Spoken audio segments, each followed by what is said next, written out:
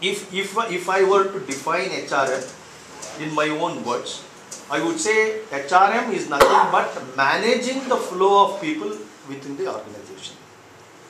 Flow starts with recruiting. You want to hire people, and then you kind of hire them, doing all the interview, etc., etc. Once you do that, you do the induction or get them onboarded so that they are comfortable within the organization. This normally happens within a week or 15 days after the individual joins the organization. And then once the individual is comfortable, the next thing that you need to do is drive that individual's performance. Unless the individual performs, organization cannot perform. So you need to manage that performance aspect of it. And during the process, career progression, that is ensuring the individual moves from one aspect of career to the next aspect is important. So you manage the career progression or career management of that individual. Then comes the relationship. Of course, the relationship is there all along. The relationship could be between a group of employees or an individual employee. You manage that relationship. And then finally, the employee exits for whatever reason. It could be retirement, it could be death, it could be whatever. So, even during exit, there are certain HRM processes that you should know that will go even at the exit stage. So, this is the flow of the employee in the organization. In my view, this is nothing but HRM. Okay. Any comments, questions on this? You asked, who asked a question? The roles? Yeah. So now, we put down the roles, the 4 roles of the HR. You will see each one of them, overlap. That model and this model overlapping on each other.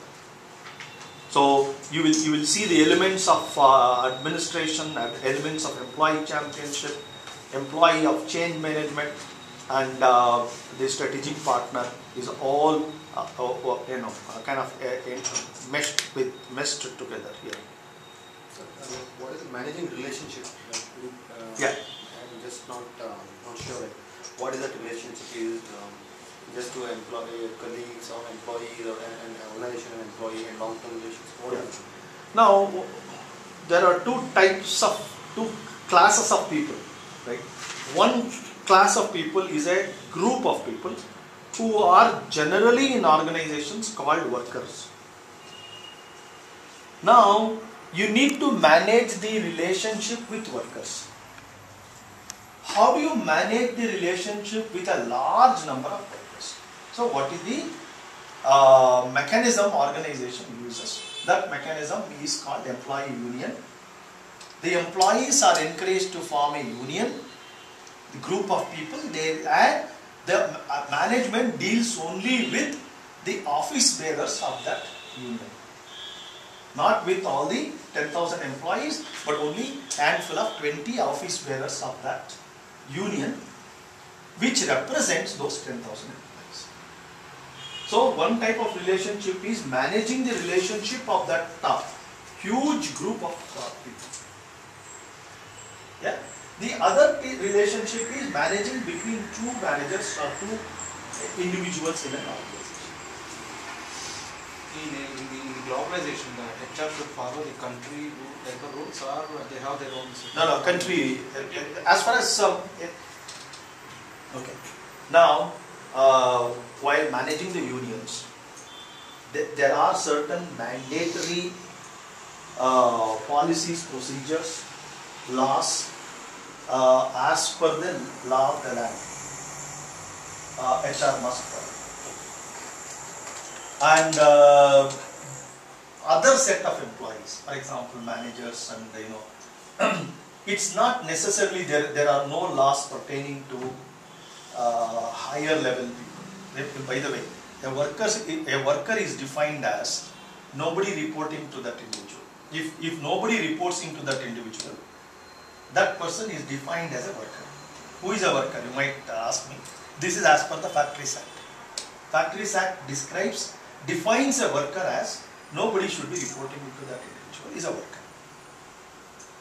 Rest are all either employees, managers, supervisors, or whatever. So the law of the land protects the workers' rights because they are considered weaker section in the society. They are considered weaker section, and historically management has exploited the workers. You must have seen Hindi movies where they will pay pittance to the workers and make them slog like it, and these guys enjoy their work. So the government decided we should not allow this to happen. We should not allow people to be exploited, workers to be exploited. They are weaker part, they have no voice, you see. So they said, okay, what's the way out? The workers themselves should get together. When they come together, there is more power with them. So union was born. Managing the relationship with the union is a huge thing in organizations, particularly in manufacturing organizations. Because if the union tells its workers to go on strike, all of them will go on strike without your knowledge. So organization will come to close. So that is one managing relationship. The other relationship is with all the managers, maybe 200 managers in that organization. So how do you manage that relationship? How do you help two people manage the relationship? There could be conflict between two people. There could be a fight between two people. So how do you ensure how to resolve that fight on a day-to-day basis, interpersonal relationship? So that's more about non-workers. So broadly relationship I'm talking about from two perspectives. Large organizations have separate departments for worker management. Industrial relationship, completely separate departments, because that's the bread and butter of the organization. If you don't handle that group properly, you are in trouble, big trouble. Some of the unions are extremely militant. Extremely militant. You must have heard about the Suzuki. They went and killed the general manager. In TVS, some years back, the managers were returning in the night shift bus. The workers stopped the bus, locked the bus and set fire to the bus. Everyone was dead.